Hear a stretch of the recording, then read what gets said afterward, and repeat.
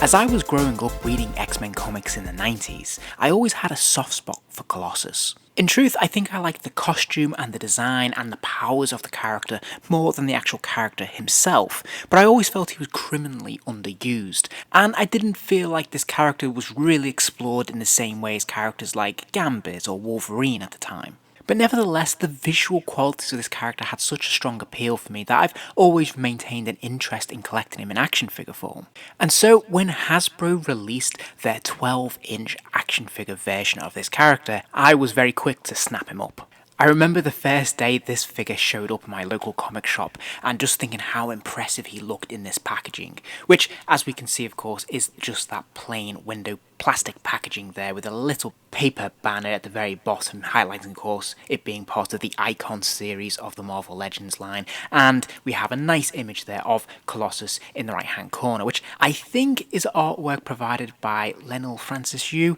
but I could be mistaken. So overall, whilst this packaging isn't the most imaginative and doesn't really have an awful lot going on in it, what really sells it is the figure itself, which at the end of the day, that's what it's all about, and I think Colossus in particular, it just stands out. Like, he looks really impressive in his packaging. He's a big, oversized figure, he's bright, he's colourful, and he looks really impressive in the box. But of course, we do have to dial back our expectations because this was in the very early days where Hasbro took over the license from Toy Biz, and as we hopefully all know by this point, those early years, they weren't producing their best stuff, certainly not comparable with the things they produce these days, which are incredible.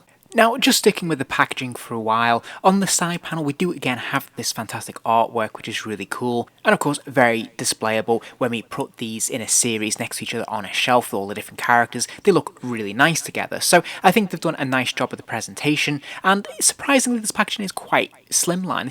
This is a lot thinner, about half the size of, say, a Diamond Select release. And then finally on the reverse of the packaging we have again a photo of the figure itself in all its glory there, and they've done a really nice job I think of what is essentially a very simplistic design for the back of the packaging. We have that wonderful bright red there, and we have some of that white mist in the bottom, and of course there's a bit of a bio about the character. Overall I think this is actually really quite attractive. I think it's very bright and colourful, and it looks very presentable even though it is very, very simple.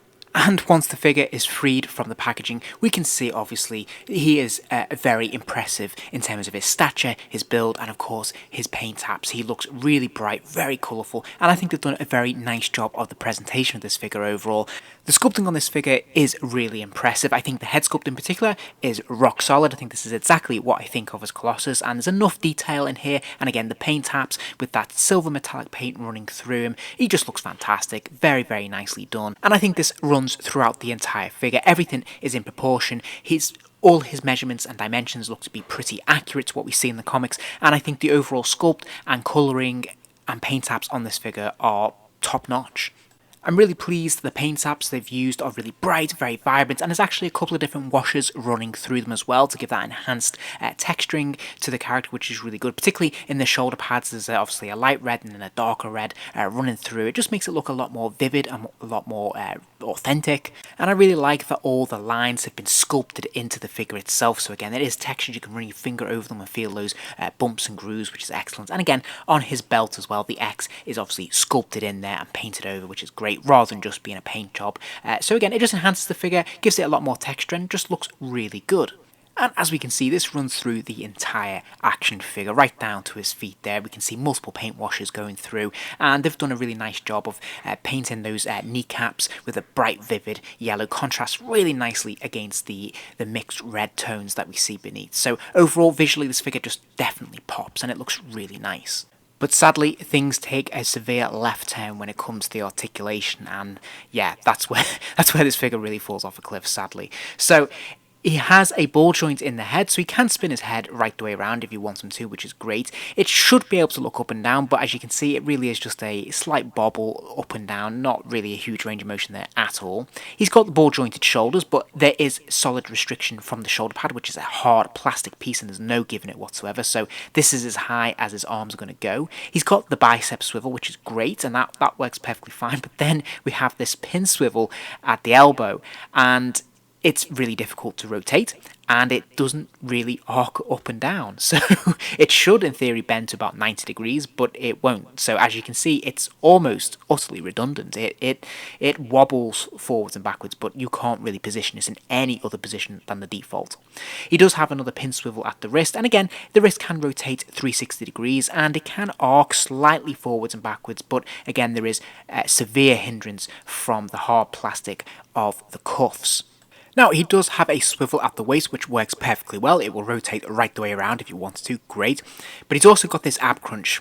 And again, it's one of those joints that it should be fantastic in theory, and it does have a little bit of a range of motion, but not as much as you would think or would like. So it kind of wobbles forwards and backwards a little bit, but it doesn't give you an awful lot. And then to make matters worse, they have the famous ball-jointed hips, which they experimented with a lot in the early days and are incredibly frustrating to collectors because you can't really get them in many good positions or really kick the legs out. You have to spend ages manipulating the ball joints in the hip there to get them in a position, and it takes a lot of time and effort, and it doesn't look great. Thankfully though, he does have double jointed knees, and these work perfectly well. He can kick his legs right the way back here, and there's no hindrance to the articulation at all. It works really nicely. But then everything is sadly compounded once again with the ankle. So as you can see, there is articulation. It can swivel right the way around, which is great, but it should be a pin swivel. So those feet should arc up and down on the hinge there, and sadly they do not. There is so much resistance from the mold of the tip of the cuff of the boot that it isn't going to move. And this, sadly, sullies the entire figure. I have to say, I think this is some of the worst articulation I've ever seen in a Marvel Legends figure, probably any figure, period, because it's there, but it's utterly useless. You can't make the use out of the joints that are there, so you'd be better off in many ways with just having a statue or just having straight joints at least look really nice, rather than having the articulation but not being able to use it. In the end, you're left with very limited options for posing this figure, the amount of positions you can put him in. He can only really stand and move his arms out, and that's really it. You can't really do too much more with him. He's not a dynamic figure in that sense, which is a real shame because there's so many good things about this figure. As I said, the sculpting is brilliant, and the paint apps are really nicely applied, unusually so for this time, in fact. And I think, you know, they had on their hands a potential to have an absolutely fantastic figure here. This could have been one of the centerpieces of my entire 12-inch collection, but sadly the articulation is it's so awful that it just drags this figure right the way down, so that it's a frustrating and disappointing release overall. If you enjoyed this video, please do give it a like, and remember to subscribe as there'll be plenty more videos soon.